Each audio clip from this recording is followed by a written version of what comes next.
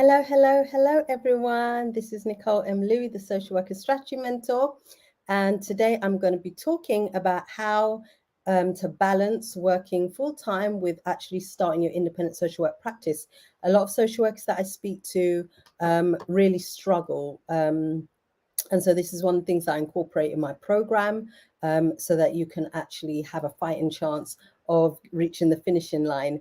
And so if this is a subject that's of interest to you, if you've been thinking about becoming fully independent, but you're really feeling like I'm just too busy right now, life is happening, I'm doing this, I'm doing that, work is mad hectic, it's just non-stop, I don't feel like I have a breather, I don't even know where to start, then this live stream is for you. So please do share it with your colleagues and also participate. And let's talk about it. This is going to be part one as well. Oh, it's showing my ring light. But I'm trying to make sure that I block out the lighting. That's not good for me. Okay. She's distracting me. Okay, so this is going to be part one. Part two of this, because it's a meaty subject. So get your notepad and pen if you haven't already got it. You know the drill. That will be happening on Thursday at 6 p.m.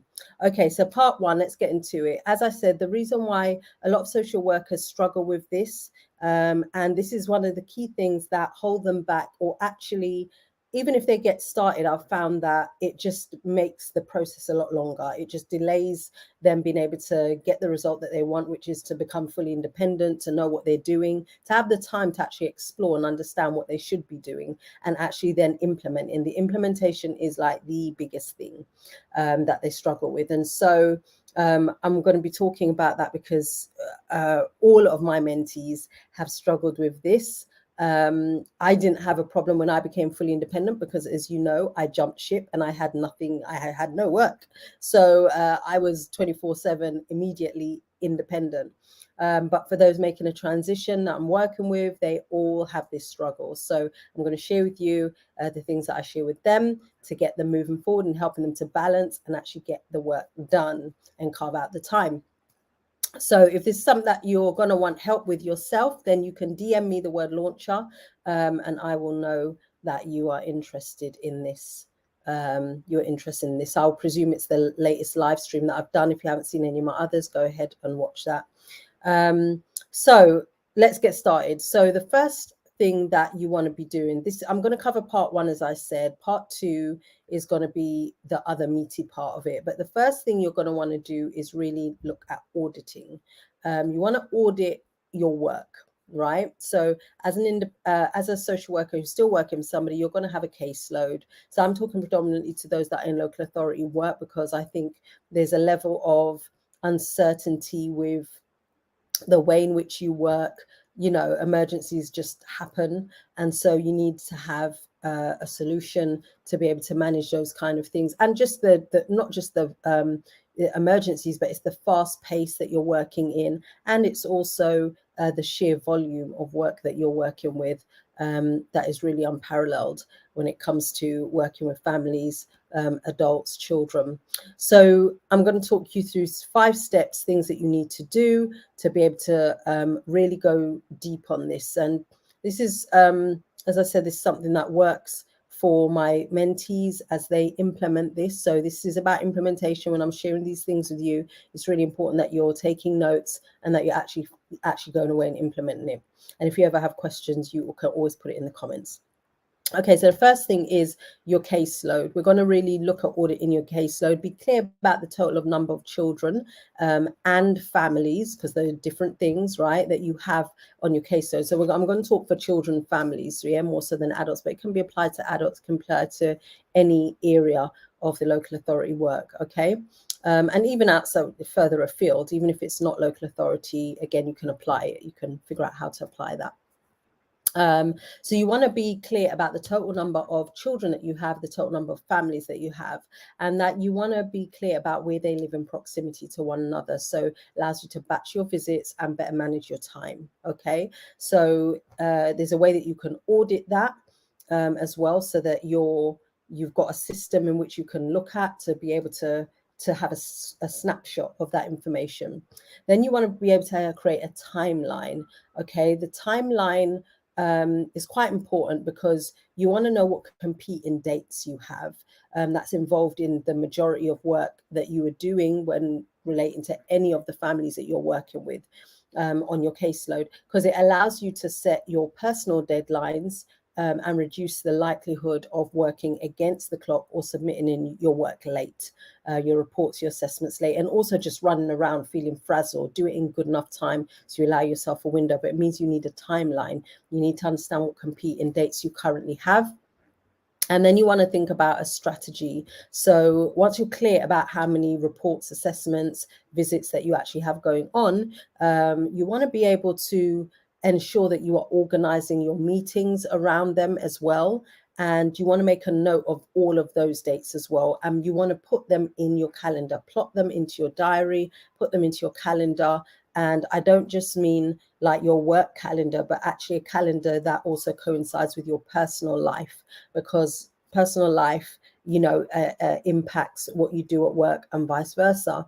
And the majority, if we're being realistic, the majority of social workers, you are actually working way above your contracted hours. So your work spills out into your personal life. And so if you're going to actually have a work-life balance where you're still doing things that you need to and want to do in your personal life, then it's going to be important that you are accounting for what you're doing in your business, in your work life, and that you're being realistic about that. So actually noting it down and having it in a calendar, whether that's something that you look at digitally, or if you like me, you like a hard copy and you have it written down so you can see it to view. Okay, and then you want to make sure that you have a plan. So knowing the families, their difficulties, and how they have been assisted in the past affords you an intimate glimpse of their lives, really, and it places you in a stronger position to really help them. It also means that this audit is going to be important. All of this forms part of the audit, but as far as the plan, I want you to be looking at the cases when you receive them with a fine-tooth comb and jotting certain things down so that you can actually be really clear about who this family is. It means that you're going to be able to make your recommendations quicker, have a much sharper and clearer assessment process, which isn't necessarily going to take you so long. When you're talking with other agencies and professionals, you're going to be able to get right to the point and ask the relevant information that you need to know. Part 2 will also cover how you manage other agencies and professionals also. And then in terms of your intervention, making sure that you're really prepared, with what you're doing, and in terms of even your notebooks, making sure you're prepared, knowing that you're going out to see families and you're not scattering your approach, but again, very methodical, very strategic in how you are actually going to visit them, how you're going to have these meetings, and ensuring that you're delegating work, ensuring that you are inviting people into the office where you can, not always doing visits as far as possible. So, these things sound elementary, but the reality is when you are running on empty and you are really not thinking, you don't have time to think and evaluate, those are the things that sometimes we miss and we don't do, so we end up giving ourselves more work. But the key thing here is around your caseload, knowing the number of children, the families, having that clear timeline, and strategically being able to and methodically being able to meet your time scales, whether they're the assessments, they're the reports, investigations, and even your visits and your meetings with other professionals. So you want to create like a spreadsheet. I have my Get Organized workbook. I think it's like 20, 30 pounds. I can't remember what it costs, but I have all the spreadsheets done for you where you can actually just photocopy them and write these things in so that you can kind of get on with it. This is something that I used to do religiously whenever I was in local authority, and it actually was the leading factor as why I was headhunted to actually do auditing in a local authority. They want me to audit all their cases, and when I audited them, they wanted me to hold on to one, which I made some particular recommendations based on the level of risk. And that was as a direct result of me auditing my cases as standard. And so these things are really quite important to do, but this will inadvertently allow you the time and more headspace to be able to see where you can actually make progress in starting your independent social work practice, and consistently carving that time out. And even not just for independent practice, but just generally carving time out to go play badminton, to roller skate, to go have that, you know, dinner with your friend, to do whatever it is you want to do, that you want to carve in consistently so that you've got more work-life balance. But it's particularly important for those who are really thinking about becoming independent, because this is something that stops you from actually making progress. So if this is something that you're interested in, that you want help with, then you can DM me the word launcher. If you're interested in also knowing about the Get Organized, you can DM me the word organized, and I'll know that that's what that's about.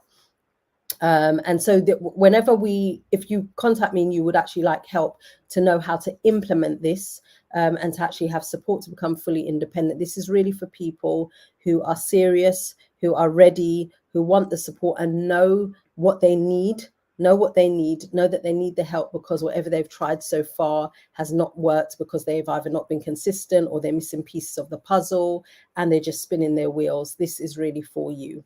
So with that said, I'm going to love you and leave you. If you have any questions, put them in the comments and I will, of course, respond. And I'll be back again doing part 2 of this live stream on Thursday at 6 p.m. Speak to you soon. Bye.